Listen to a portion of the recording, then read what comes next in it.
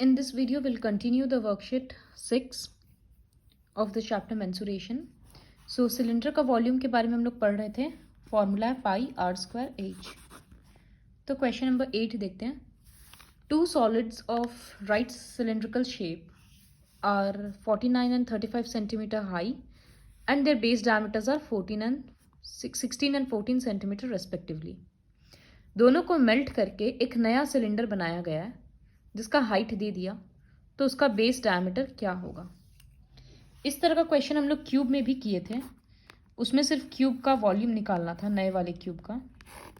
तो जब इस तरह से शेप मेल्ट करके एक नया शेप बनाते हैं तो उसमें क्या होता है, जितना सामान हम लोग मेल्ट कर रहे हैं सबका वॉल्यूम ऐड करेंगे.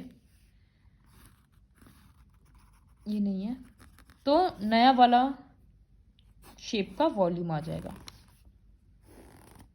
ये है सपोज फिगर. सो इसका हाइट दे दिया 49 सेंटीमीटर. इसका हाइट है, इसको लिखते हैं h1 हाइट को. इसका हाइट h2 स्मॉल h2 ये है 35 सेंटीमीटर. और इसका हाइट को हम लोग कैपिटल H लिख लेते हैं, वो है 56 सेंटीमीटर. फिर इसका डायामीटर दिया है 16 सेंटीमीटर. तो इसका रेडियस जिसको हम लोग R1 लिखते हैं वो होगा 16 का आधा 8 सेंटीमीटर. इसका रेडियस होगा R2 7 सेंटीमीटर. और इसका रेडियस कैपिटल R निकालना है. तो देखो यहाँ पर फिगर में इतना लिखने का बेनिफिट ये हुआ कि हमको स्टेटमेंट इतना नहीं लिखना पड़ेगा. तो हम डायरेक्टली लिखेंगे फ्रॉम द अबव फिगर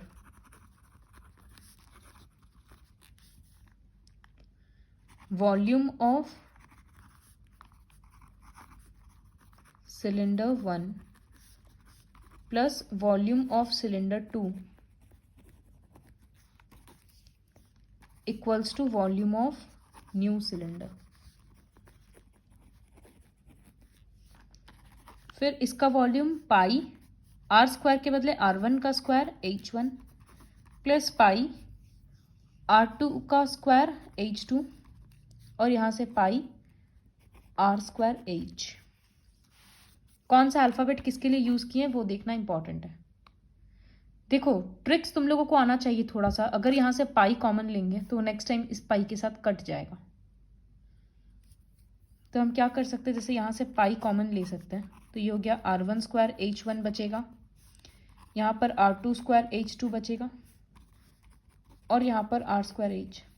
तो दोनों तरफ का पाई पाई ब्रैकेट के बाहर है तो कट गया. अब यहाँ R1 का स्क्वायर मतलब 8 का स्क्वायर और H1 मतलब 49. फिर प्लस H2 R2 स्क्वायर मतलब 7 का स्क्वायर और H2 मतलब 35 इक्वल्स टू कैपिटल R का स्क्वायर नहीं पता इंटू 56. तो हम लोग यहाँ क्या करेंगे, 8 स्क्वायर मतलब 64 इंटू 49 प्लस यहाँ पर होगा 49 इंटू 35 फिर equals to R square into 56. तो ये दोनों मल्टीप्लाई करेंगे, ये दोनों मल्टीप्लाई करेंगे और ऐड कर देंगे. उसके बाद क्या करेंगे, 56 को डिनोमिनेटर में लाएंगे. नंबर्स कैंसिल हो जाएगा, आर स्क्वायर का वैल्यू आएगा, वहाँ से स्क्वायर रूट देकर आर का आंसर आ जाएगा. तो फिर लिखेंगे base diameter equals to, suppose 10 आ रहा है तो लिख देंगे base diameter equals to 20 centimetre. तो ये कैलकुलेशन है वो खुद से करना है. फिर से बता देते हैं, दोनों के वॉल्यूम को ऐड कर दिए तो नया वाला वॉल्यूम आ गया. यहाँ पर हम पाई कॉमन ले लिए ताकि वो RHS के पाई से कैंसिल हो जाए.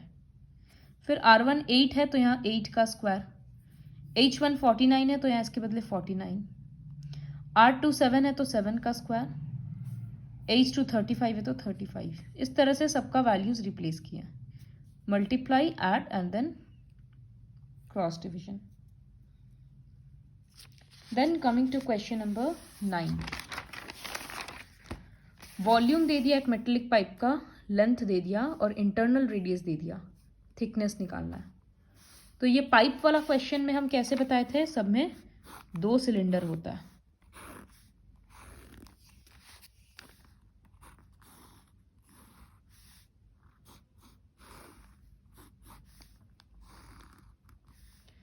इंटरनल रेडियस दे दिया तो वो हो गया small r equals to 9 centimetre, और लेंथ दे दिया तो हाइट दे दिया 14 सेंटीमीटर। थिकनेस निकालना है, थिकनेस मतलब ये वाला पोर्शन, तो ये क्या होगा, outer radius minus inner radius. तो हम लोग को आउटर रेडियस भी तो नहीं पता, तो पहले आउटर रेडियस कैलकुलेट करेंगे। तो क्या लिखेंगे, let the outer radius be capital R. फिर लिखेंगे inner radius comma small R equals to 9 centimetre. हमेशा देखना रेडियस दिया है कि डायमीटर दिया है। Length comma H equals to 14 centimetre. Now volume of pipe equals to 748 centimetre cube. अब वॉल्यूम ऑफ पाइप का हम लोग फॉर्मूला लिखेंगे। तो पाइप का वॉल्यूम क्या होता है, outer volume minus inner volume equals to 748। अब आउटर वॉल्यूम का क्या फॉर्मूला होगा, pi capital R square H minus inner volume का होगा pi small R square H. फिर हम लोग क्या करते हैं, पाई और एच कॉमन ले लेते हैं, capital R square minus small R square. अब यहाँ वैल्यूज रिप्लेस करते हैं। पाई के बदले 22/7, लेंथ के बदले 14, कैपिटल आर का नहीं पता तो R square minus small R के बदले 9 का स्क्वायर। फिर यहाँ क्रॉस मल्टीप्लाई करते हैं, तो यहाँ क्या बचेगा, ये ब्रैकेट मतलब आर स्क्वायर माइनस 81, और यहाँ क्या होगा 748 इंटू 7/22 इंटू 14। ये 2 से कट हो गया, इसको 2 से कट करते हैं 374, फिर 2 से कट करते हैं 11, और इसको 2 से कट करने से आएगा 187, फिर ये 11 से कट हो रहा है 17 पे, तो R square minus 81 equals to 17। So R square हो जाएगा 17 plus 81, so R square equals to 98। Just a minute.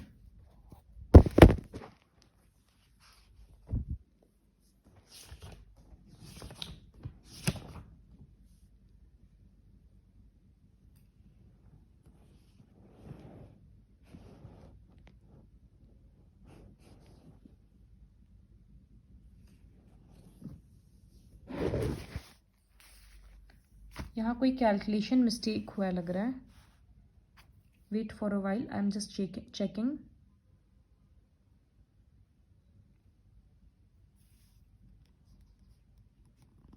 Pi and H is common, height is 14 centimeter, correct?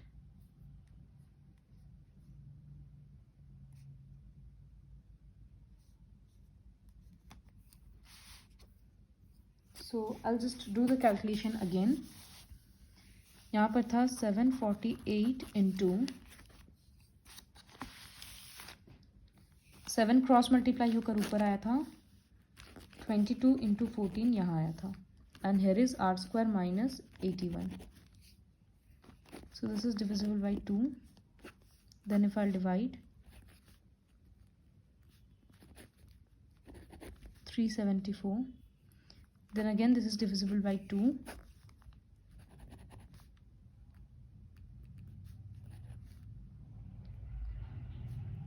(187) correct. Then again this will be divisible.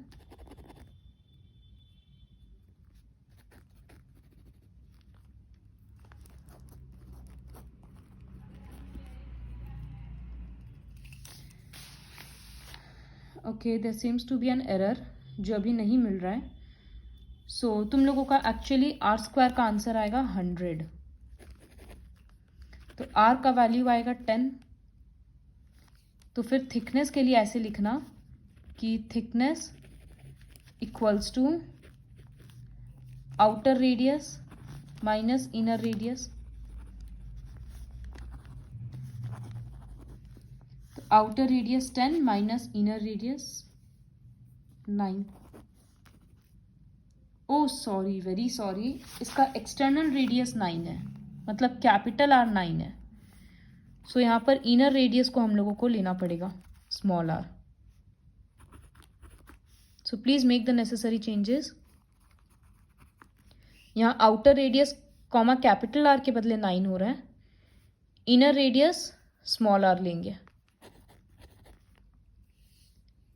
तो यहाँ तक ठीक है। यहाँ पर r square के बदले कैपिटल R स्क्वायर के बदले लिखेंगे 9 स्क्वायर और यहाँ स्मॉल r लिखेंगे। So the calculation will become 22/7 into 14 into 81 minus small r square equals to 748। फिर ये क्रॉस मल्टीप्लाई हो रहा था इस तरह से, तो यहाँ कट के हम लोग देखें 17 आ रहा था। अब 17 को इधर भेज देते हैं, r स्क्वायर को उधर भेज देते हैं, पॉजिटिव आ जाएगा।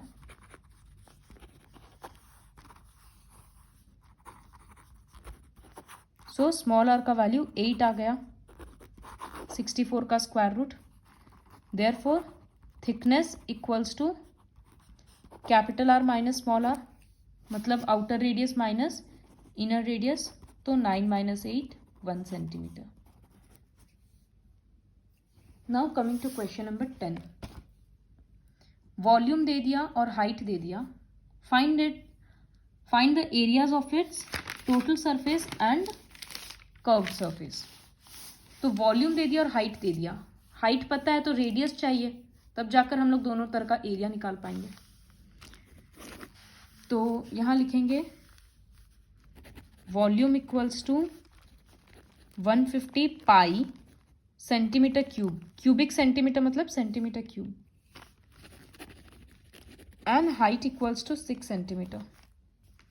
सो according to problem pi r square h equals to 6, sorry pi r square h equals to 150 पाई। ये रहा वॉल्यूम। यहाँ से पाई और पाई कैंसिल, r स्क्वायर का तो पता नहीं वैल्यू, इसलिए ऐसे ही रहेगा, h के बदले 6 हो गया। अब ये 6 क्रॉस मल्टीप्लाई होकर नीचे आ जाएगा। दोनों नंबर को 3 से कट कर रहे हैं, 2 and 50, और ये 25। तो r स्क्वायर इज 25, तो r इसका रूट 5 सेंटीमीटर आ गया। जब रेडियस पता है तो हम लोग TA से भी कैलकुलेट कर सकते हैं।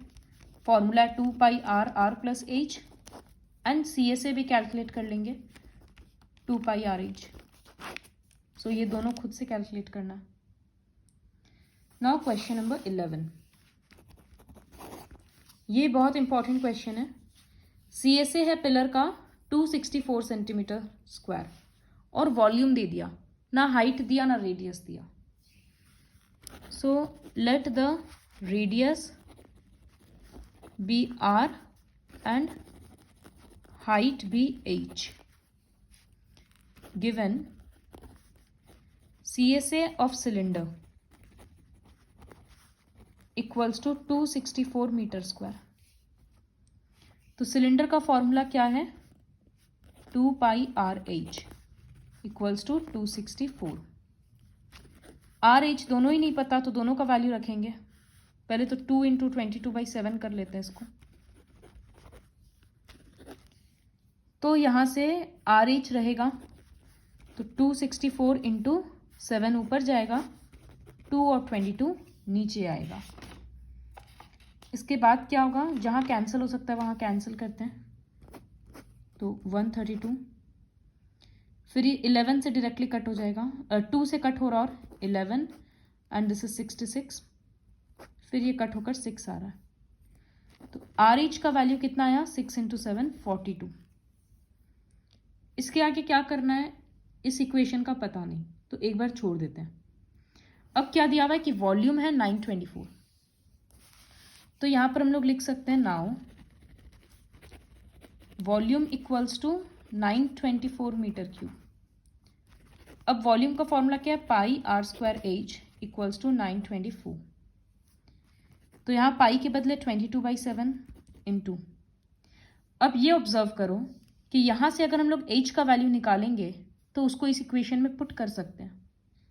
r तो स्क्वायर हो रहा है, इस वजह से थोड़ा प्रॉब्लम होगा, तो हम लोग यहाँ से h इक्वल्स टू क्या लिख सकते हैं, r नीचे चला जाएगा तो 42/r, इसको इक्वेशन 1 दे देता है। तो यहाँ r स्क्वायर लिखेंगे, फिर इंटू h के बदले लिख देंगे 42/r इक्वल्स टू 924। कहाँ से हुआ, फ्रॉम इक्वेशन 1। अब क्या होगा, 2r में से 1r कट जाएगा और ये जो बचा हुआ नंबर्स है वो क्रॉस मल्टीप्लाई हो जाएगा। तो कैसे क्रॉस मल्टीप्लाई होगा, LHS में सिर्फ r रहेगा, यहाँ पर ऑलरेडी 924 था लिख दिए, इनटू ये 7 ऊपर जाएगा, 22 और 42 नीचे आएगा, 7 6 कट हो गया, 2 से कट करते हैं इसको 11 एंड इसको कट करते हैं, फिर 2 से कट करते हैं, एक्चुअली ये डायरेक्टली 6 से भी कट हो रहा है 77 पे, और ये कट हो गया, तो r का वैल्यू आया 7 centimetre. Therefore h equals to क्या होगा, 42/r, तो 42/7 centimetre equals to 6 centimetre height आ गया। तो मिल गया हाइट और रेडियस दोनों। तो इस तरह का जो क्वेश्चन है ये एक ब्रेन टीजर्स में भी रहेगा, तो थोड़ा ध्यान से प्रैक्टिस करना है। फाइंड द डायमीटर बोला है, तो बाद में डायमीटर के लिए इसको डबल करके लिख देंगे। Now the next worksheet, visualising solids. So ये ऐसे काफ़ी इजी है, 3D शेप को विजुअलाइज करना है, तो थोड़ा इमेजिन करना है। जैसे ये एक ब्रिक है, तो इसका साइड व्यू क्या है, साइड से देखने से कैसा दिखेगा, टॉप व्यू मतलब ऊपर से देखेंगे तो ये कैसा दिखेगा, तो ऊपर से देखेंगे तो क्या दिखेगा, सिर्फ ये पोर्शन, देखो यही पोर्शन को ड्रॉ किया गया। तो इसी तरह से हम लोग 2-3 शेप का देखते हैं। सो इसका फ्रंट व्यू, अगर इसको सामने से इस तरह से देखेंगे, सपोज ये एक चीज़ है, तो इसका फ्रंट व्यू मतलब इसका सिर्फ ये वाला पोर्शन आ रहा है, ये वाला उसका टॉप व्यू हो जाएगा। तो फ्रंट व्यू के लिए सिर्फ इतना सा पोर्शन है, तो इसको हम रीड्रॉ करेंगे इस तरह से। टॉप व्यू मतलब इसको अगर ऊपर से देखेंगे तो सिर्फ इस तरह का दिखेगा हमको। इसी तरह से इसका फ्रंट व्यू में क्या दिखेगा, ये और ये, तो इसको ड्रॉ करेंगे।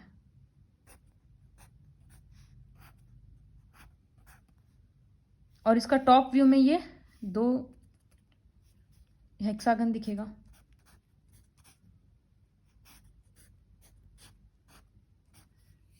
इसी तरह से इस शेप का भी करना है। फिर नेक्स्ट है कि शेप दे दिया, यू हैव टू आइडेंटिफाई कौन सा टॉप व्यू है, कौन सा साइड व्यू है और कौन सा फ्रंट व्यू है। तो फ्रंट व्यू में देखो क्या होगा, 3 ब्लॉक होगा इस तरह से, तो क्लियरली ये फ्रंट व्यू है। साइड व्यू में इस तरह से लंबा लंबा 2 स्क्वायर है, तो ये साइड व्यू है। और टॉप व्यू में इस तरह से फ्लैट में 2 है हॉरिजॉन्टली, तो ये टॉप व्यू है। इसी तरह से इस शेप के लिए ये टी बना हुआ तो फ्रंट व्यू है। फिर अगर साइड से देखेंगे तो ये ब्लॉक दिखेगा, ये वाला दिखेगा और ये दिखेगा, तो मतलब 3 दिखेगा। Sorry, this is the front, T बना हुआ, तो ये 3 दिख रहा है, मतलब साइड व्यू है। और ऊपर से देखेंगे तो एक ये वाला दिखेगा और एक ये वाला दिखेगा, तो ये दोनों टॉप व्यू है। तो इसी तरह से ये वाला और ये वाला भी कंप्लीट करना है।